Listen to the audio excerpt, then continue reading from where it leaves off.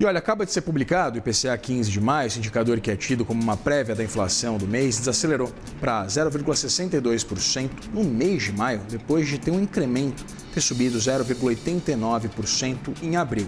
Como eu trouxe para você, o mercado esperava uma alta de 0,56% em algumas análises, 0,53% em outras análises. Os grupos de alimentação e bebidas avançaram 1,38% e 0,3% ponto percentual, respectivamente, um impacto de 0,3 ponto percentual, uma aceleração.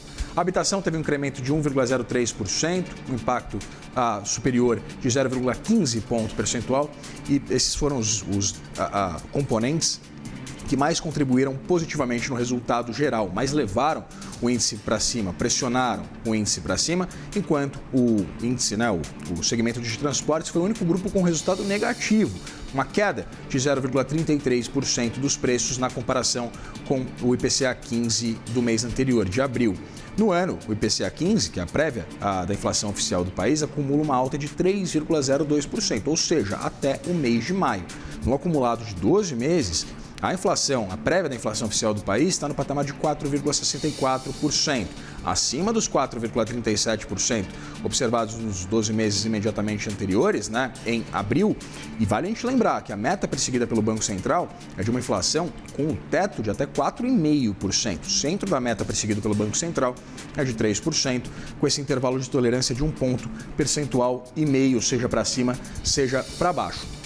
Portanto, nós temos essa inflação ainda bastante desancorada e a ver exatamente qual vai ser exatamente o impacto na condução da política monetária. A gente tem uma desaceleração em relação ao dado trazido de abril, mas temos uma prévia da inflação oficial acima das projeções de mercado. Vale a gente lembrar que em maio de 2025, ano passado, o IPCA 15 foi de 0,36%.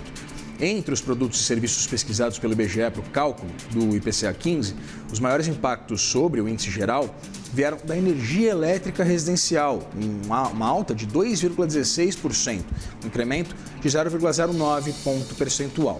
Das carnes, que tiveram um avanço de quase 2%, 1,98% de ganhos, higiene pessoal, com um incremento dos preços de 1,6%, e o leite longa-vida, de 6,07%. Já entre os subitens que tiveram impacto negativo no mês, trazemos para você a gasolina, que caiu 1,32%.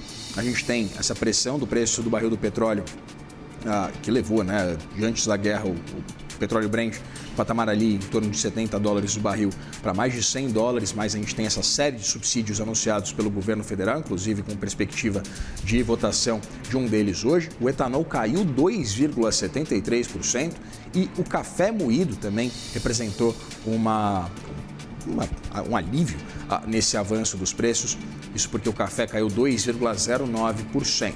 Tivemos uma alta da alimentação em domicílio, que em abril tinha tido um incremento de 1,77%, em maio um aumento um pouco menor, 1,73% de incremento. Contribuíram para esse resultado as quedas do preço da maçã, de 2,32%, como eu trouxe para você do café moído, de 2,09%, mas, por outro lado, destacaram-se as altas da batata inglesa, que avançou 26,29%, o tomate, que ganhou 12,97%, quase 13% de aumento do tomate, o leite longa-vida trouxe para você já também 6,07%, e as carnes que avançaram quase 2%, 1,98% de alta. Já a alimentação fora do domicílio desacelerou, A gente viu um incremento de 0,51% dos preços. Em abril, essa alta tinha sido de 0,7%, e a gente teve as variações da refeição, que avançou 0,57%, dos lanches, com 0,37%, que em abril haviam subido 0,65% e 0,87%, respectivamente. Esses são os principais destaques trazidos pelo IBGE aqui. Essa publicação acaba de sair, inclusive. Entre as 11 áreas onde os preços são coletados para o cálculo do IPCA 15, a maior alta foi registrada em Goiânia, com um incremento de 1,41%, por causa muito pressionada pelo custo do etanol lá, de 16,62%, e da gasolina, que subiu 9,67%. E o menor resultado registrado no país foi em Brasília, uma alta de 0,33% dos preços, recuos do ônibus urbano, caiu 3,3%, e a gasolina também, em Brasília, caindo 2,96%. Destaco o IBGE aqui que para o cálculo do IPCA 15 esses preços foram coletados entre os dias 16 de abril e 15 de maio e comparados com aqueles vigentes entre 18 de maio e 15 de abril desse ano. O indicador refere-se a famílias com rendimento de 1 a 40 salários mínimos e abrange as regiões metropolitanas do Rio, de Porto Alegre, de Belo Horizonte, Recife, São Paulo, Belém, Fortaleza, Salvador, Curitiba, além de Brasília e Goiânia.